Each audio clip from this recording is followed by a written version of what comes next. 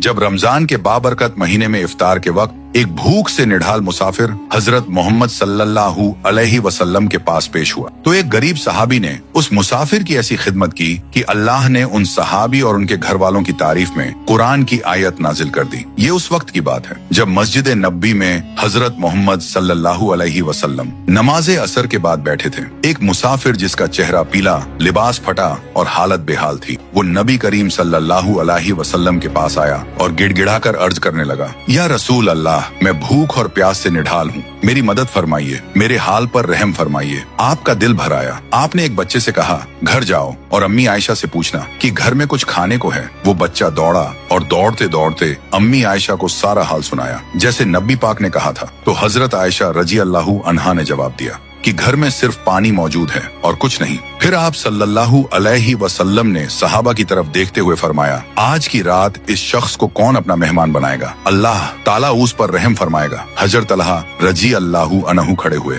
और बोले, या रसूल अल्लाह, मैं इनकी दावत करूंगा। हजरत अबू तलहा मेहमान को अपने साथ घर ले गए। घर पहुंचकर बीवी से पूछा, क्या आज घर में कुछ खाने को है? बीवी जवाब दिया, खुदा की कसम, घर में सिर्फ बच्चों के लायक थोड़ा सा खाना है। अबू तलहा ने कहा, आज रात बच्चों को कहानी सुनाकर सुला देना और जब हम दस्तरख्वान पर बैठेंगे तो तुम किसी बहाने चिराग बुझा देना। हम अंधेरे में अपना मुंह ऐसे हिलाएंगे जैसे हम भी खा रहे हैं, ताकि मेहमान पेट भरकर खा सके और उसे शर्मिंदगी न हो। उम्मी सुलाम ने वैसा ही किया, बच्चों को कहानी सुनाकर सुला दिया। जैसे ही मेहमान ने खाना शुरू किया तो उम्मी सुलाम चुपके से उठी और चिराग को बुझा दिया। फिर अंधेरे में अब्बू तलहा और उम्मी सुलाम अपने हाथ ऐसे चलाते रहे जैसे खा रहे हैं, मगर हकीकत में वो एक लोकमा भी नहीं खा रहे थे और मेहमान बेफिक्र होकर पेट भरकर खाता रहा। रात में मियाँ बीवी और बच्चे भूखे सो गए, मगर दिल में सुकून था कि रसूल अल्लाह के मेहमान की खिदमत कर दी। सुबह फज्र की नमाज के बाद जब अब्बू तलहा मस्जिद में पहुंचे तो नबी करीम सल्लल्लाहु अलैहि वसल्लम ने मुस्कुराकर फरमाया, कल रात तुम दोनों ने अपने मेहमान के साथ जो किया